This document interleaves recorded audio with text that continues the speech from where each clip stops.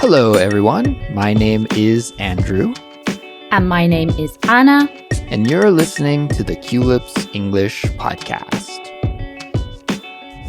This is Chatterbox, the Culips series for intermediate and advanced English learners that features natural, unedited conversations between native speakers about an interesting topic. And today I'm joined by my co-host, Anna. Hello there, Anna. Hi, Andrew. How are you? I am fantastic. How about you? I'm all good. Looking forward to talking about our topic today. Yes, absolutely. Today, we're going to be talking about reading. Specifically, we're going to discuss some of the differences between reading with a screen, so like reading on a computer or a phone, for example, versus reading on paper, like printed books and magazines. Yes, exactly. I think this is a really interesting question. Like, which kind of reading source is better, digital or printed? And I think there will be a ton for us to talk about. But Anna, before we get to our conversation, we should remind our listeners about the study guide for this episode. It comes with a transcript, detailed vocabulary definitions and examples, a quiz, and even prompts that you guys can use when you are practicing speaking or writing. And we strongly recommend following along with the guide while you listen to this episode with us today. So to get the study guide, you just need to become a Culips member, and you can find out all the details and sign up to become a member on our website, culips.com. We'd also like to give a shout out to Willow Tree, a Culips listener from California that left us a 5-star rating and a fabulous review on Apple Podcasts. Willow Tree wrote, I have been listening to your podcast for a month every day now, and it is a wonderful channel for improving my listening skills and also for helping me to connect to the world in English. I live in California, and it's great to hear the customs about Canada, Korea, UK, and Spain. Thank you for all your wonderful work. Wow, thank you for your support, Willow Tree. Gotta say, I love that username. And thank you also for listening and learning English with us. And thanks to all of you out there who have been leaving us reviews and subscribing to Culips on your favorite podcast app or telling your friends to check out Culips. This helps other English learners around the world connect and learn with us. So please keep it up. So everyone, we're going to try something new with this episode, and we're going to begin today's conversation with a breakdown and summary about this issue at hand. That is reading digital versus reading printed sources.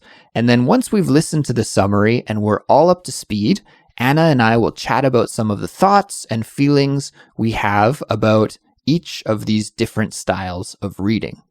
Perfect. Well, that definitely sounds like a great plan to me, Andrew. So let's kick off then by listening to a bit of a summary of this issue. I'll pass over to you, Andrew.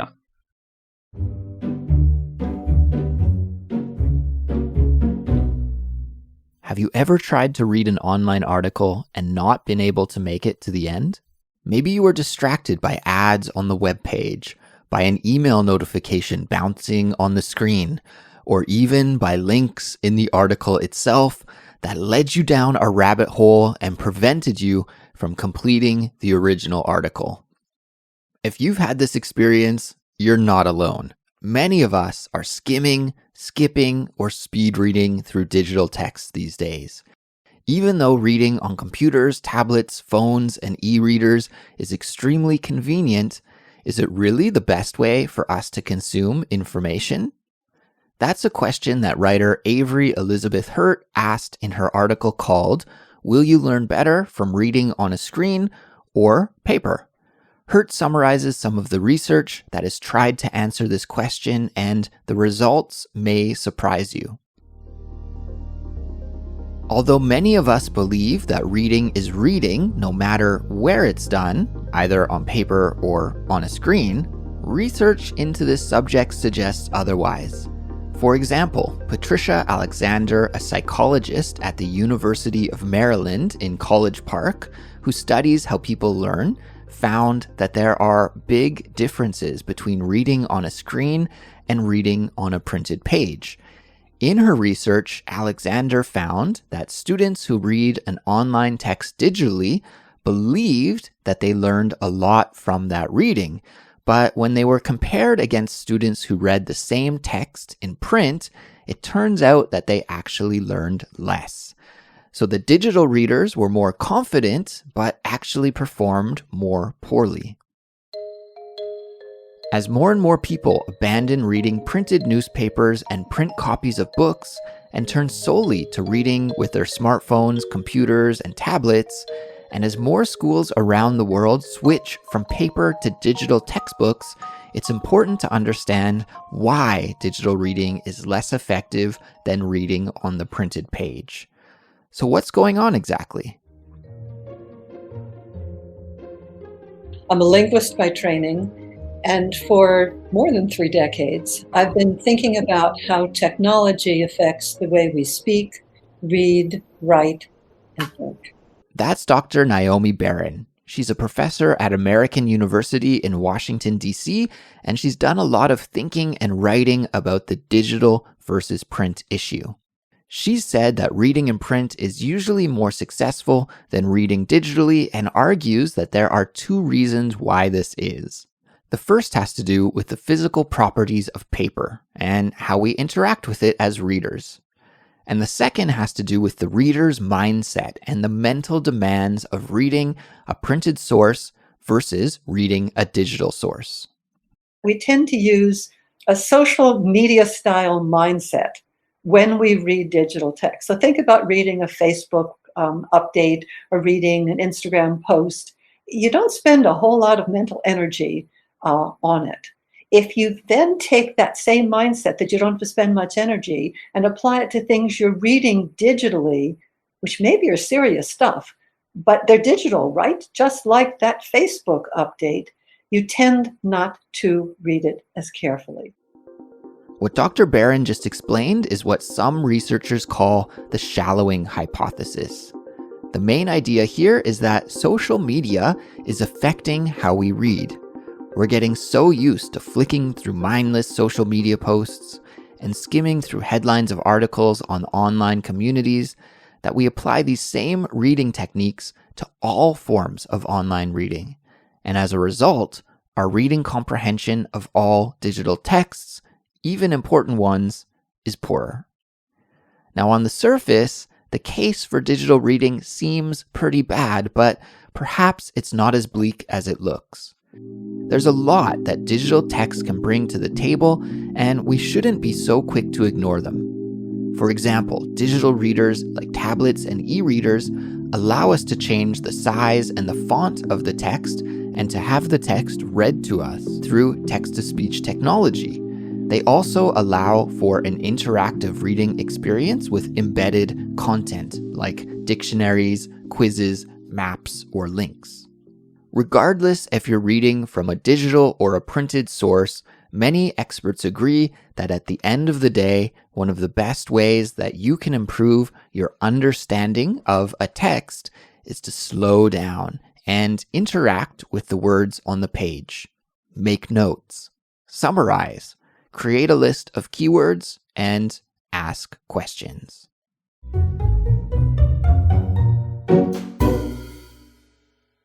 All right, Anna, so we're ready now for us to start our conversation about this topic.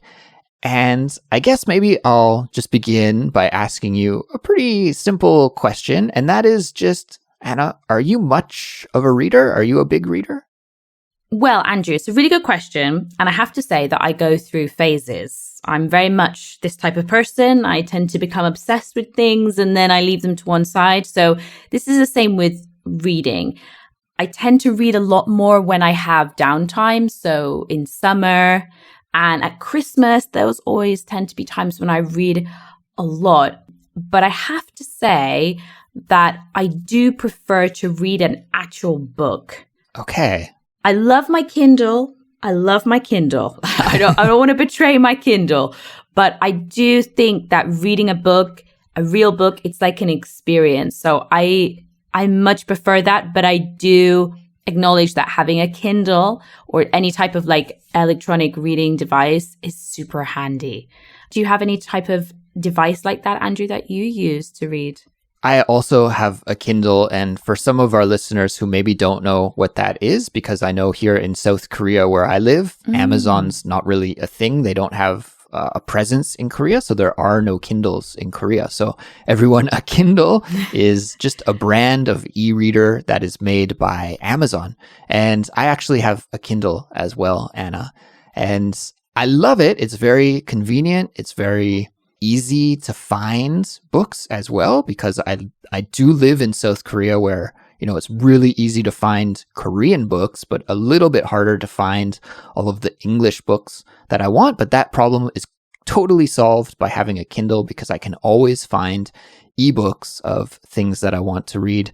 So it is super convenient in that way. But I have to say that I'm totally the same as you. Unfortunately, as much as I would love to be just somebody who reads books all the time, it is one of those things for me that does really depend on my schedule. And if I have availability and free time in my schedule, then I love to spend time reading books. But when I get busy and I'm stressed out, unfortunately, it's one of the first things that gets cut out and goes by the wayside. As much as I do love reading paper books, and I have to be honest, I do love reading paper books, but I don't think I've read a paper book for a long time. It's probably been several years since I've read a paper book. Almost all of the reading that I do these days is digital. I do sometimes find my Kindle that when I'm reading the text, I don't know if you ever have this moment, but I have it more when I'm reading digital books or my e-reader, and I'll be looking at the page and then I'll be like, oh, I didn't actually read anything. I haven't read anything for like the past 2 minutes. I don't know what my eyes are doing, but they're just like moving and looking at the words, but I don't digest anything. I mean, it happens also with paper text as well, but I maybe a little bit more so with my Kindle. And I have a really bad habit of, with the Kindle, like the e-reader, buying new books, even though I haven't finished the other books, which is a really dangerous habit to get into. You've got to try and finish the book before you buy another book. What about you, Andrew? Have you ever found that where you find it difficult to read digital text or take it in or digest it? Yeah, I can totally relate, Anna, because there's been many, many times in my life where I'm reading something and I catch myself after like 2 or 3 minutes and be like, whoa, I have no idea what I just read. Like my mind was wandering and I was starting to think about what I'm going to eat for lunch or what I'm going to do on the weekend or something. And I'm not focused on the text at all. I'm not really convinced that that is connected to the medium. I mean, some of the research that we heard tends to suggest that it might be due to the medium, but I don't know, because that really happens to me whether I'm reading on my Kindle or if I'm reading on my computer, reading like a newspaper article or even reading a paper book. It tends to happen to me all the time. And it's just one of those things that is, I think, connected to my attention span. And it really depends on how engaging the story or the text that I'm reading is. If I'm super interested in it and it's the type of thing that I love to read, then that doesn't happen to me as often. But if it's something that I'm forced to read, like I remember when I was a student having to read different research papers for school that I didn't really care about, those were sometimes a chore to get through because my mind would wander and it would end up taking me hours and hours to read a paper that if I could have just stayed focused would have only maybe taken me like 1 hour, but because my mind kept wandering, it took me like 3 hours to get through it, for example. So I'm not convinced it's related to digital or paper, but I do understand this issue because it happens to me all the time. Yeah, maybe you're right. I think it's just something that happens, and maybe you've had this happen, you as a listener as well. An interesting thing, though, that kind of supports this piece of research from my experience is whenever I have students and they get materials for the course, they always want books. And obviously, of course, now that we've moved into this age of online courses, sometimes students receive their materials online. So they receive a PDF or something like this, which obviously they can print. And a lot of them do print it because they want something physical that they can look at that they can read. And I found students just love having books to learn from. They love to have the physical copy. Not everyone, but I would say that I would fit into that category as well. If I really want to learn something and it's a document online, I'll print it out and I'll make little notes and I can come back to it. So I think there is, from my experience, some truth in what this piece of research is saying. And I really related to the part where they were talking about skim reading and with all of our digital devices that we have, like we're digesting information really fast and we're becoming really like skimmers. We just pick the best bits, which is kind of what skim reading is. You read very fast and you try and get the important parts. So I think I do learn better if I have a hard copy of something printed in my hand that I can read. I think that would be my preference. Yeah, I think that's a really common thing. Like you said, many of your students prefer that. You prefer that. Actually, I prefer that as well. Since the pandemic started, I've been doing all of my teaching online. And when I'm teaching my English classes online, I usually am working on Zoom and I share the e-book of our textbook with the class while I'm teaching on Zoom. And when it comes to planning lessons, I never open the ebook and plan my lesson. I always grab the physical copy. I like making notes about what we're going to cover in the class. And there's just something about holding the book that is just much better. I make a connection with the content better when I have that physical copy. I also know that many of our Culips members prefer to download our PDF study guides, print them off, and then when they're listening along with us and following in the transcript, they have the paper printed off version, and they prefer that as opposed to the digital version that is good, I think, for like maybe if you're on the subway or on the bus and it's not very convenient to have paper in that moment. Sure, in that situation, use the digital version. But a lot of our Culips members have sent me pictures of them studying, and I've been shocked at how many people prefer to actually print off the study guide and study with a paper version. So I think you're not alone with this feeling, Anna. I think it's something that many people can relate to. I mean, what do you think, Andrew, about the future? Does it worry you? I mean, I guess maybe we've grown up and been taught with a way of books and paper. And now a lot of things are paperless. There's this idea of the paperless office or, everything going digital. I don't know, does it worry you at all that maybe in the future people won't read like we read? Maybe everything will be digital and maybe having a book will be like a real luxury or like a kind of a vintage experience. Does that worry you, or do you think it will be different in the future? It's a good question. I have no idea what will happen in the future. I think probably we'll start to develop stronger reading skills that are matched for these genres. So maybe we're in a transition time right now where we're being so influenced by how we use our phones throughout the day that when we are reading on our phone or reading on our computer, we just apply those same kind of strategies to our reading, and that doesn't really translate very well, right? So we're used to just skimming through Instagram very quickly, and then we have to read an article that's important, and we do the same thing. We just skim through it very quickly. Perhaps with better training and as teachers start to teach these kind of reading strategies to students in schools, that maybe we'll become better digital readers. At least I hope so. But, as a book lover like you, somebody who loves physical books, it's a little bit sad to think about, not being able to go to a used bookstore and browse through all the old books and smell them and pick them up and see the art and all of the cool things that come along with physical books. So yeah, I hope we never lose that in the future. That's for sure. Yeah, let's not forget that old book smell, which is one of the reasons that a lot of people like books. They like to open them and smell them because they have that really old, like vintage smell. Yeah, I agree. I'm not sure what happened in the future, but I mean, there's many things that have been propping up over the last few years, or companies that basically will condense the messages of a book. So if you don't have a lot of time, they're going to give you a summary of the book. That for me is cheating. I'm sorry, it's cheating. You've got to read the book. That's the whole point. Like, you can't, like, I understand people have busy schedules, but for me, in my personal opinion, that's cheating. I feel like you have to read the whole book to get the whole vibe, the message. But, you know, we have such tight schedules now as well. So this type of thing has been propping up all over the place about, you know, get the information you need in the quickest way possible.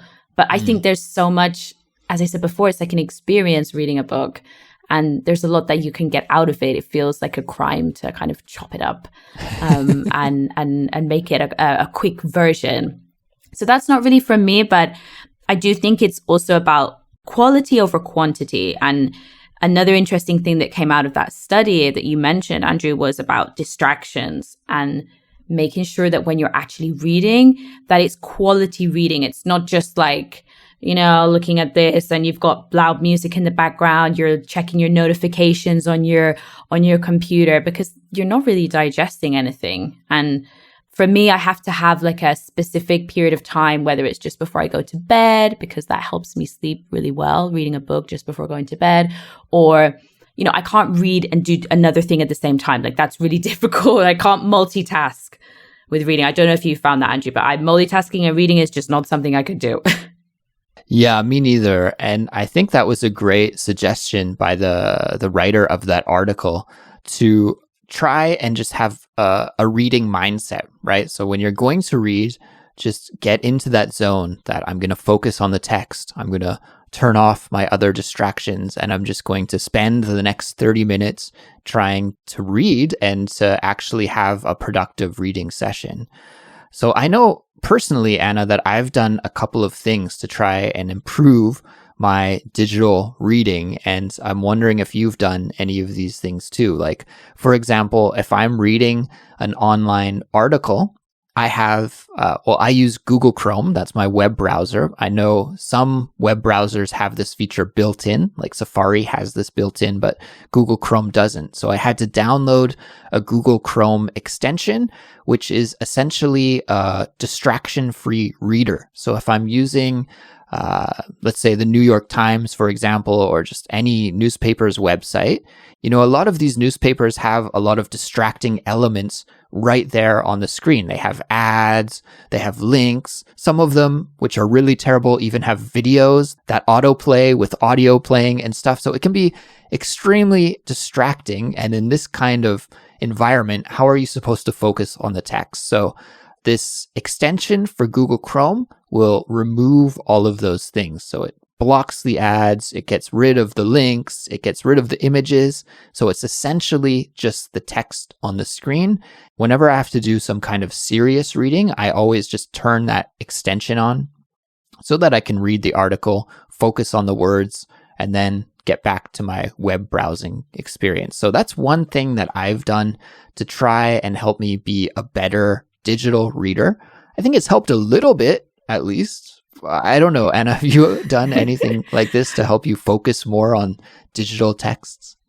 I had no idea about this extension that you could use. I had no idea, completely clueless. So I'm definitely going to check that out. I'll send it to you after we record. Yeah, send it to me, because I've got no idea. I'm out there listening to all these ads, boom, boom. Oh, the worst thing, as you mentioned, is when you're just on a website and then it starts playing music and you're wearing headphones or something like this, and you're like, yes, you know, it's like getting an electric shock. It's really horrible. Well, I just read it online. And one thing I do is I turn down the brightness on my computer, because if I'm looking at something online and the brightness of my laptop screen is really high, I can't deal with that. So I always turn down the brightness, or I put on the night light when I'm looking at the screen on my phone or my laptop. And that really helps me to focus on the thing, because when it's really bright, that kind of hurts my eyes. But no, I just try and find little pockets of the day where I don't have much going on. Maybe I'm on the metro, maybe I'm on the bus, and I try and do a little bit of reading there. But it's kind of hard to get rid of the distractions. And also I do turn off a lot of notifications in general in life, because I feel that notifications are just one of the biggest distractions. So notifications off, or minimal notifications, and yeah, just find a little quiet time during the day. Yeah, I am the same as you. I have my do not disturb sleep mode on my phone on almost 24 hours a day. It's very rare to find me with my do not disturb turned off on my phone, so I can block all of those notifications, which really can just distract us. Anna, I noticed that you're wearing glasses right now. Personally, I don't wear glasses, but as I get a little bit older here, I've been noticing that I love digital reading a little bit more than paper reading for the fact that I can zoom in on the text. In fact, on my mouse, I have a little scroll wheel on the side that just zooms in and zooms out on my computer screen. And I find that I'm using this zoom function all the time these days. Maybe I have to get my eyes checked. I'm not sure, but this is kind of a benefit of digital reading that I don't have the advantage of using when I'm reading print, other than like holding the book close to my face. Yeah, actually, I had never thought of that. I'm not actually long-sighted. Long-sighted is where you can't see anything, or things close to you are difficult to see. I'm the opposite, so I can't see anything more than like a meter in front of my face. So I'm short-sighted. But I never thought about that. But that's actually a good workaround for long-sightedness, is just being able to zoom in a little bit. And I guess that's why there's sometimes they make phones for elderly people that have like massive buttons on them. Yeah, I'm not quite at that point yet. Okay, good. This is a look into the future, Andrew, with a huge phone with massive numbers. But a lot of people are affected by that kind of, looking at something and bringing it very close or far away. So, but I had never thought about that. So interesting. Yeah, I think of my dad reading the newspaper when I was a kid. We always had the newspaper delivered to our house every day, and he would read the newspaper, and as his eyes got a little worse, he would hold it up close to his face, So maybe I'm becoming similar to my dad, but now instead of holding the newspaper up to my face, I just zoom in with my mouse on the website of the newspaper and not the physical paper version. Clever, very smart. Well, Anna, I think we will wrap up our conversation here, but this was a fun one, and I would love to hear from our listeners as well about what they think about this topic and their opinions regarding digital reading versus reading printed sources like paper books or physical newspapers or magazines, those kind of things. So if you'd like to share your opinion with us, everyone, we'd love to hear it. There are a couple of different ways you can contact us. Perhaps the best way these days is actually to leave a comment on our new discussion forum on our website, culips.com. So if you navigate to our website and find the posting for this episode, there will be an area where you can leave a comment and share your opinion right there on the website. Or you could also contact us through email. Our email address is contact@culips.com. For more information about the topic covered in this episode, check out the 2 sources that we referenced in it. A YouTube video by the New York Book Forum that features a conversation with Naomi Barron, and an online article called Will You Learn Better from Reading on Screen or on Paper by Avery Elizabeth Hurt. You can find the links to both sources in the credits for this episode.